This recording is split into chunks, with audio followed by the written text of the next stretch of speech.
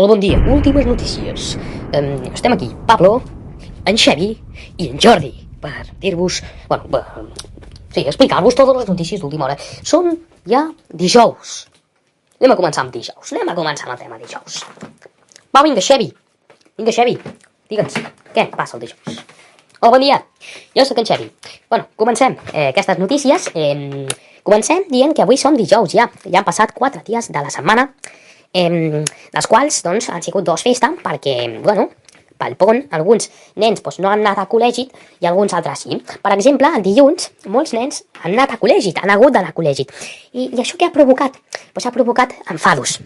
De fet, diversos nens s'han queixat a la policia, fins i tot, més de 400.000 persones, de les quals 399.998 eren nens menors de 18 anys, han anat a queixar-se el dilluns, ja fa uns quants dies, però ara s'ha anat a judici.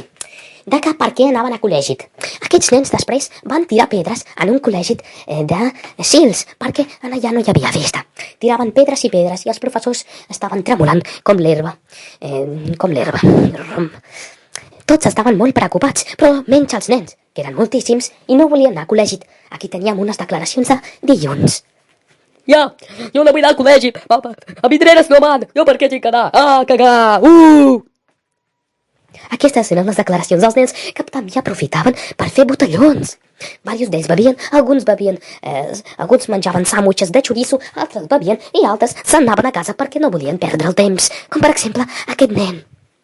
Jo me'n vull anar a casa, perquè, ostres, jo no vinc aquí a manifestació de caca, jo no vull col·legi, saps? Per què tinc que perdre el temps aquí en manifestacions? Jo me'n vaig cap a casa a jugar a PlayStation. Doncs aquestes eren les declaracions dels nens. Però és que això ara ha anat a judici. Els professors van quedar ferits per unes pedregades al cap, sobretot un que es deia Carlos i un altre que es deia Pasqual, que amb les ulleres se li van esquerdar i li van anar els vidres a l'ull. Dels quals en Pasqual va anar a l'hospital, el van atendre i ara està en estat crític. Al judici diuen que els nens tenen tota la raó, cosa que els professors no s'esperaven. Això és el que deia el jutge, molt seriosament. Hola, jo sóc el jutge. No me jodes.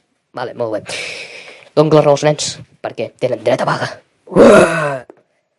El jutge, però, després va ser detingut per la policia. Però així doncs, el jutjat, de moment, ha acabat el judici. Pendents d'un altre judici que no hi hagi d'intervenir la policia. Xevi, em sembla que parles una mica raro, no? Què t'ha passat avui? És que tinc una mica de tos. Molt bé, Xevi. Anem amb en Jordi. Jordi!